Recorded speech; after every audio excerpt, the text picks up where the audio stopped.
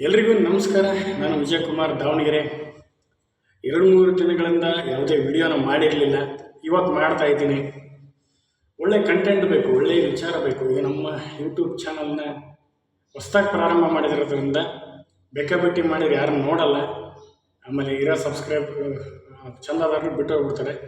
ಸಬ್ಸ್ಕ್ರೈಬರ್ಸ್ನ ಸಂಪಾದನೆ ಮಾಡೋದು ತುಂಬ ಕಷ್ಟ, ಅವ್ರನ್ನ ಉಳಿಸ್ಕೊಳ್ಳೋದಂತೂ ಇನ್ನೂ ಕಷ್ಟ. ಯಾಕಂದರೆ ಅವರ ಮನಸ್ಸಿಗೆ, ಅವರ ಹೃದಯಕ್ಕೆ ನಾಟ್ತಕ್ಕಂಥ ಒಂದು ಕಂಟೆಂಟ್ಗಳನ್ನು ಕೊಡೋದು ತುಂಬಾ ಕಷ್ಟ.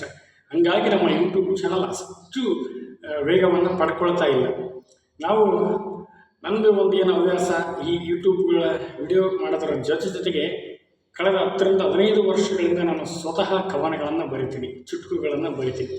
ಆ ಕವನಗಳನ್ನು ಹೇಗೆ ಬರಿತೀವಿ ಅಂದರೆ ಅದಕ್ಕೊಂದು ಗಟ್ಟಿಯಾದ ವಿಚಾರ, ಅದಕ್ಕೊಂದು ಸ್ಪಷ್ಟತೆ ಇರ್ತಕ್ಕಂಥ ವಿಚಾರ, ಸಾಮಾನ್ಯನಿಗೂ ಮತ್ತು ವಿದ್ಯಾವಂತರಿಗೂ ಇಬ್ಬರಿಗೂ ಅರ್ಥವಾಗ್ತಕ್ಕಂಥ ಒಂದು ಗಟ್ಟಿಯಾದ ವಿಚಾರಗಳನ್ನು ಇಟ್ಕೊಂಡು ನಾನು ಕವನಗಳನ್ನ ಬರಿತೀನಿ. ಆತ್ಮೀಯರೇ, ಈ ಒಂದು 7-8 ವರ್ಷಗಳ ಹಿಂದೆ ದಾವಣಗೆರೆಯ ಪ್ರತಿಷ್ಠಿತ ಶಾಲೆಯೊಂದರಲ್ಲಿ ನಾನು ಕೆಲಸ ಮಾಡ್ತಾಯಿದ್ದೆ. ಕೆಲಸ ಎಲ್ಲ ಮುಗಿದ ಮೇಲೆ ಬರ್ತಾ ಇದ್ವಿ. ಆ ಶಾಲೆ ಹತ್ರ ಬಂದಾಗ ಅಲ್ಲಿ ಒಂದು ಬಿಲ್ಡಿಂಗ್ ಕನ್ಸ್ಟ್ರಕ್ಷನ್ ನಡೀತಾ ಇತ್ತು. ಬಿಲ್ಡಿಂಗ್ ಕನ್ಸ್ಟ್ರಕ್ಷನ್ ನಡೀಬೇಕಾದ್ರೆ ಆ ವಾಚ್ಮನ್ಸ್ ಇರ್ತಾರೆ, ಆ ಸೆಕ್ಯೂರಿಟಿ ಇರ್ತಾರೆ. ಅಲ್ಲಿ ಆ ಸೆಕ್ಯೂರಿಟಿ ಮಾಡದೆ ತನ್ನ ಹಸುಗೂಸನ್ನು ಎತ್ಕೊಂಡು ಕೆಲಸಕ್ಕೆ ಬಂದಿರ್ತಾರೆ. ಹಸುಗು ಅನ್ನೋದು ಎಂಥರೂ ಕೆಟ್ಟದ್ದು, ತುಂಬಾ ಕೆಟ್ಟದ್ದು. ಆ ಹಸುಗೂಸನ್ನು ಇಟ್ಕೊಂಡು ಅಲ್ಲಿ ಒಂದು ಚಿಕ್ಕ ಮರ ಇರ್ತಾ, ಮರಕ್ಕೆ ಆ ಮಗುವನ್ನು ಕಟ್ಟಿ ಜೋಗಳವನ್ನು ಆಡ್ತಾ ಆ ಬಿಲ್ಡಿಂಗ್ ಕ್ಯೂರಿಂಗ್ ಮಾಡೋದಾಗಿರ್ಬೋದು, ಅಲ್ಲಿ ಸಣ್ಣ ಪುಟ್ಟ ಕೆಲಸಗಳನ್ನು ಮಾಡೋದಾಗಿರ್ಬೋದು. ಆ ಡೇ ಆ್ಯಂಡ್ ನೈಟ್ ಆ ಬಿಲ್ಡಿಂಗನ್ನು ತನ್ನ ಗಂಡ ಬಿಲ್ಡಿಂಗ್ ಕಾಯ್ತಾ ಇರ್ತಾನೆ, ಕೆಲಸ ಮಾಡ್ತಿರ್ತಾನೆ. ಈ ಒಂದು ನನಗನ್ಸಿರೋ ಮಟ್ಟಿಗೆ ಒಂದು 7-8 ತಿಂಗಳು ಬೇಡ, ಒಂದು 10-11 ತಿಂಗಳು, 1 ವರ್ಷದವರೆಗಿನ ಚಿಕ್ಕ ಹಸುಗೂಸನ್ನು ಇಟ್ಕೊಂಡು ಕೆಲಸಕ್ಕೆ ಬಂದಿರ್ತಾರೆ ಅವರು. ಆ ಮಗು ಏನು ಮಾಡಿದರೂ ಏನು ಉಂಟಾಗಲ್ಲ. ಚಿಕ್ಕ ಸ್ವಲ್ಪ ರೈಸು ಅದಕ್ಕೇನೋ ಹಾಕಿಬಿಟ್ಟು ಕಲಸಿ ಊಟ ಮಾಡಿಸ್ತಾ ಇರ್ತಾಳೆ. ಆ ತಾಯಿ ಬೆಳದಿಂಗಳ ಚಂದಮಾಮನ್ನ ತೋರಿಸ್ತಾಳೆ. ಬೆಳದಿಂಗಳ ಚಂದಮಾಮ, ಅಲ್ಲಿ ನೋಡು ಚಂದಮಾಮ ನೋಡು, ಅದು ನೋಡು ಇದು ನೋಡು ಅಂತೇಳಿ ಕನ್ವಿನ್ಸ್ ಮಾಡ್ತಾಳೆ. ಯಾಕಂದರೆ ಒಂದು ಬಿಲ್ಡಿಂಗ್ ಕನ್ಸ್ಟ್ರಕ್ಷನ್ ಅಂತ ಕಟ್ತಕ್ಕಂಥ ಜಾಗದಲ್ಲಿ ಸ್ವಚ್ಛತೆ ಇರೋದಿಲ್ಲ, ಕ್ಲೀನ್ನೆಸ್ ಇರೋದಿಲ್ಲ. ಯಾಕಂದ್ರೆ ಅದು ನಿರ್ಮಾಣ ಹಂತದಲ್ಲಿ ಇರ್ತಕ್ಕಂಥ ಒಂದು ಕಟ್ಟಡ ಆಗಿರುತ್ತೆ. ಆ ಮಗುವನ್ನು ರಮಿಸ್ತಕ್ಕಂಥ ಒಂದು, ಮುದ್ದಿಸ್ತಕ್ಕಂಥ ಒಂದು ಏನು ನೋಡ್ತಿದ್ರೆ ನನಗೆ ಒಂಥರ ನಮ್ಮ ಬಾಲ್ಯದಲ್ಲಿ ನಮ್ಮ ತಾಯಿ ಕೂಡ ಇದೇ ರೀತಿ ಮಾಡ್ತಿದ್ಲೇನೋ ಅನಿಸ್ತದೆ. ಆ ಮಗುವನ್ನು ಅಷ್ಟು ಪರಿಶುದ್ಧವಾದ, ಶ್ರೀಮಂತವಾದ ಪ್ರೀತಿಯಿಂದ ಆ ಮಗುವನ್ನು ಆಕೆ ಬೆಳೆಸ್ತಾ ಇದ್ಲು. ಒಂದು ದಿವಸ ನಾವು ಬಂದ್ವಿ, ಅಲ್ಲಿ ನೋಡ್ತಾ ಇದ್ವಿ.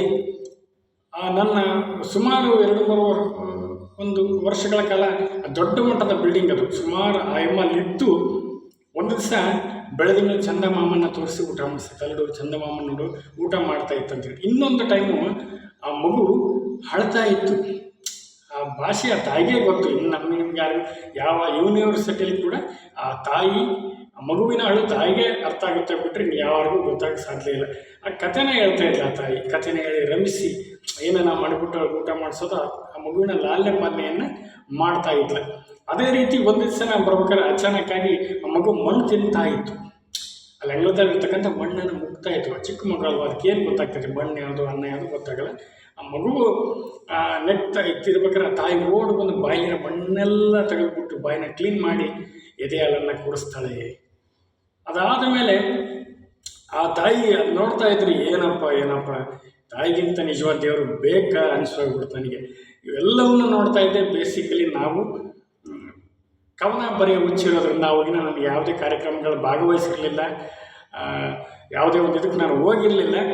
ಚೆನ್ನಾಗಿ ದಿನಸರಣಿ ಮೇಲೆ ನನಗೊಂದು ಚಿಕ್ಕ ಪುಟ್ಟ ಅವಕಾಶಗಳು ಬರ್ತಾಯಿದ್ವು. ನಾನು ಕವನ ವಾಚನವನ್ನು ಮಾಡ್ತಾಯಿದ್ದೆ. ಇತ್ತೀಚೆಗೆ ಕೂಡ ನಾನು ಜಿಲ್ಲಾ ಕನ್ನಡ ಸಾಹಿತ್ಯ ಸಮ್ಮೇಳನದಲ್ಲಿ ಭಾಗವಹಿಸಿದ್ದೀನಿ, ತಾಲೂಕು ಕನ್ನಡ ಸಾಹಿತ್ಯ ಸಮ್ಮೇಳನದಲ್ಲಿ ಭಾಗವಹಿಸಿದ್ದೀನಿ. ಚಿಕ್ಕ ಪುಟ್ಟ ಕಾರ್ಯಕ್ರಮಗಳಲ್ಲೆಲ್ಲ ನಾನು ಭಾಗವಹಿಸಿದ್ದೀನಿ. ಅದಕ್ಕೆ ಈ ಥರದ ಗೌರವಗಳು ನನಗೆ ಸಿಕ್ಕಿದ್ದಾವೆ, ಪ್ರಶಸ್ತಿಗಳು ಕೂಡ ಸಿಕ್ಕಿದ್ದಾವೆ. ಇದೆಲ್ಲ ಸಿಕ್ಕ ಮೇಲೆ ನಾನು ಬರಿತಕ್ಕಂಥ ಕವನಗಳಿಗೆ ಒಂದು ವ್ಯಾಲ್ಯೂ ಇದೆ, ಗೌರವ ಇದೆ ಅಂತ ಹೇಳ್ಬಿಟ್ಟು ನಾನು ಇದು ಬರವಣಿಗೆಯನ್ನು ಮುಂದುವರಿಸಿದೆ. ಈ ಒಂದು ವಾಚ್ಮನ್ ಸೆಕ್ಯೂರಿಟಿ ಮಾಡದೆ ಈ ಮಗುವನ್ನು ರಮಿಸ್ತಕ್ಕಂಥದ್ದನ್ನು ನೋಡಿ ನಾನು ಏನಂತ ಬರೆದೆ ಅಂದರೆ, ಬೆಳದಿಂಗಳು ಅಂತ ಒಂದು ಕವನವನ್ನು ಬರೆದೆ. ಇದಕ್ಕೆ ಬಹುಮಾನ ಕೂಡ ಸಿಕ್ಕಿದೆ. ಆ ಕವನ ಏನಪ್ಪ ಅಂತಂದರೆ, ಬೆಳದಿಂಗಳ ಚಂದಮಾಮನನ್ನು ತೋರಿಸಿ ಉಣಿಸುವ ತಾಯಿನೇ ನಿಜ ದೈವ. ಬೆಳದಿಂಗಳ ಚಂದಮಾಮನನ್ನು ತೋರಿಸಿ ಉಣಿಸುವ ತಾಯಿನೇ ನಿಜ ದೈವ. ಕಂಬನಿಯು ಬಂದಾಗ ಕಥೆಯೊಂದ ಹೇಳಿ ರಮಿಸುವ ತಾಯಿ ನಿಜ ದೇವತೆ. ಕಂಬನಿಯು ಬಂದಾಗ ಕಥೆಯೊಂದ ಹೇಳಿ ರಮಿಸುವ ತಾಯಿ ನಿಜ ದೇವತೆ.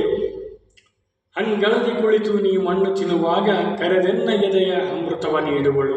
ಅಂಗಳದಿ ಕುಳಿತು ನೀ ಮಣ್ಣು ತಿನ್ನುವಾಗ ಕರೆದೆನ್ನ ಎದೆಯ ಅಮೃತವ ನೀಡುವಳು.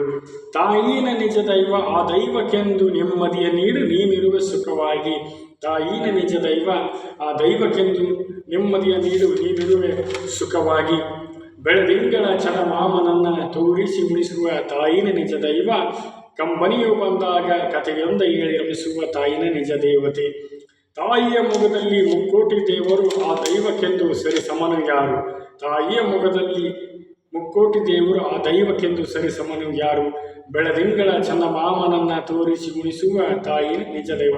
ಈ ಥರ ಒಂದು ಗಟ್ಟಿಯಾದ ಕಾನ್ಸೆಪ್ಟ್ಗಳನ್ನು ಇಟ್ಕೊಂಡು ನಾನು ಕವನಗಳನ್ನ ಬರಿತಾ ಇದ್ದೆ. ನೋಡಿ, ಒಬ್ಬ ಬಿಲ್ಡಿಂಗ್ ಕಟ್ತಕ್ಕಂಥ ಆ ಹೆಣ್ಮಗಳ ತಾಯಿನ ಮುತ್ತಿಸ್ತಕ್ಕಂಥ ವಿಚಾರವನ್ನು, ಈ ಥರದ ಗಟ್ಟಿಯಾದ ವಿಚಾರಗಳು ಇನ್ನೊಂದು ಕವನ ಇದೆ, ಅದನ್ನು ಕೂಡ ಶೀಘ್ರದಲ್ಲೇ ನಾನು ವಿಮರ್ಶೆ ಮಾಡ್ತೀನಿ. ಅದು ಮಸಣದ ಭೂಮಿ ಅಂತೇಳಿ ಒಂದು ಸಾವಾಗಿತ್ತು. ಆ ಸಾವಿನ ಸ್ಥಳಕ್ಕೆ ನಾನು ಕೂತು ಅಲ್ಲಿನ ವ್ಯವಸ್ಥೆಗಳನ್ನು ಸಂಪೂರ್ಣವಾಗಿ ನೋಡಿಕೊಂಡು ಆ ಅಂತಿಮ ಸಂಸ್ಕಾರವನ್ನು ಮುಗಿಸಿ ಮನೆ ಬರಬೇಕಾದ್ರೆ ಕೊಟ್ಟೂರಿಂದ ದಾವಣಗೆರೆ ಬರಬೇಕಾದ್ರೆ ಬಸ್ಸಲ್ಲೇ ಮನುಷ್ಯಗಿರಿ ಬಸ್ಸಲ್ಲಿ ಕೂತ್ಕೊಂಡು ಬರೆದಿದ್ದೆ. ಅದನ್ನು ಕೂಡ ಶೀಘ್ರದಲ್ಲಿ ವಿಮರ್ಶೆ ಮಾಡ್ತೀನಿ. ಈ ಕವನಗಳನ್ನು ಈ ರೀತಿಯಾಗಿ ನಾನು ಬರಿತಾ ಇದ್ದೀನಿ. ಇನ್ನೂ ಒಳ್ಳೊಳ್ಳೆ ವಿಡಿಯೋಗಳು ಬರ್ತವೆ. ತೆರೆಮರೆಯ ಕಲಾವಿದರನ್ನು ಗುರುತಿಸ್ತಕ್ಕಂಥ ಒಂದು ಪ್ಲಾನಿಂಗ್ ಇದೆ. ಆಮೇಲೆ ಏನು ಈ ಒಂದು ಕಷ್ಟದಲ್ಲಿರ್ತಕ್ಕಂಥವ್ರು ವಿದ್ಯಾವಂತರ ಒಂದು ಸಮಸ್ಯೆಗಳನ್ನ ಆಲಿಸಿ ಅದನ್ನು ಬೆಳಗ್ಗೆ ಹೊರಗಡೆ ತಂದು ಅವರ ಕಷ್ಟಗಳಿಗೆ ಸಹಾಯ ಮಾಡ್ತಕ್ಕಂಥ ಒಂದು ಪ್ಲಾನಿಂಗ್ ಇದೆ. ಇದೇ ರೀತಿ ಬಸವೇಶ್ವರ ಯೂಟ್ಯೂಬ್ ಆ್ಯಂಡ್ ಪ್ರಮೋಟರ್ಸ್ ಚಾನಲ್ನ ಸಬ್ಸ್ಕ್ರೈಬ್ ಮಾಡಿ. ಇದರಿಂದ ಸಮಾಜಮುಖಿ ಕೆಲಸಗಳನ್ನು ತುಂಬ ಅಂದ್ಕೊಂಡಿದ್ದೀನಿ. ಅದಕ್ಕೆಲ್ಲರ ತಮ್ಮೆಲ್ಲರ ಸಹಕಾರ ಮತ್ತು ಸಲಹೆಗಳು ಅತ್ಯಗತ್ಯ. ಎಲ್ರಿಗೂ ನಮಸ್ಕಾರ.